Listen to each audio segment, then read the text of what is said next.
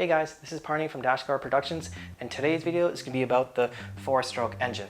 Now, the reason why I'm doing this video is to create a foundation leading up to the things to monitor on the COBB access port, or what some people like to call it, the anxiety port. So when you start seeing the different numbers on a COBB access port, it's good to have an understanding or a baseline of what those numbers really mean and what the engine is doing. So I think it's very important to have a really strong understanding of, or at least some sort of baseline of how an engine works. So today's video is going to be about the 4-stroke engine, and then my next video is going to be about what a knock is, and then we'll talk about the things to measure on the COBB access port. So when we get to that video, you'll have a really good understanding of what the engine is doing or what the access port is reading. So before we get into this video, if you guys just take a quick second and subscribe to my channel, I'll really appreciate it. It keeps me motivated, and every time I see one person subscribe to my channel, honestly, I look at my phone and it just makes my day. It makes me really happy. So if you don't mind, hit that subscribe button. I really appreciate it, guys. Thank you so much. Okay, so let's get started here. We have intake, compression, power, and then exhaust. So first one, the intake. Let's talk about some of the components. First off, we have our intake valve, our exhaust valve, our spark plug, our fuel injector, then we have our piston. Now you might notice the fuel injector is inside the cylinder because it's a direct injection.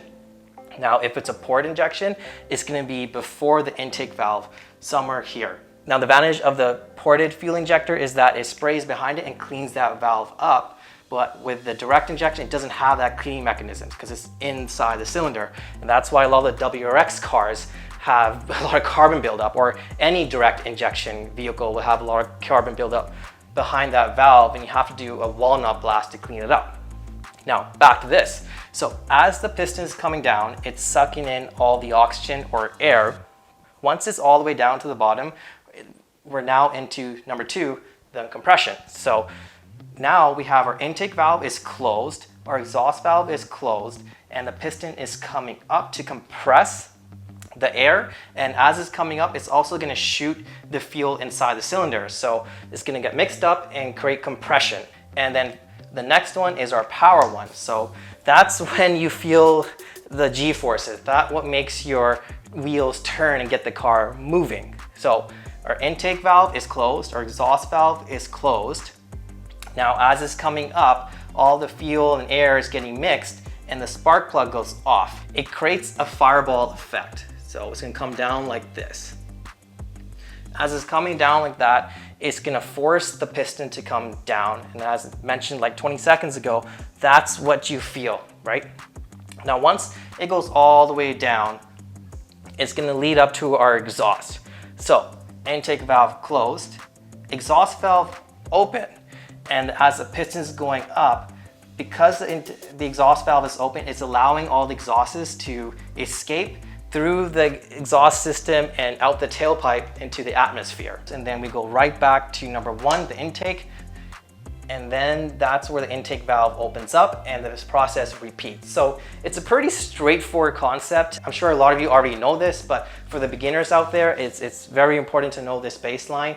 And then in my next video, we're going to just focus on what a knock is, when does it occur, how to prevent it, and what are some of the strategies that tuners use to get rid of it. And then that will eventually lead us to the things to monitor on the COBB access port, or anxiety port, what some people call it.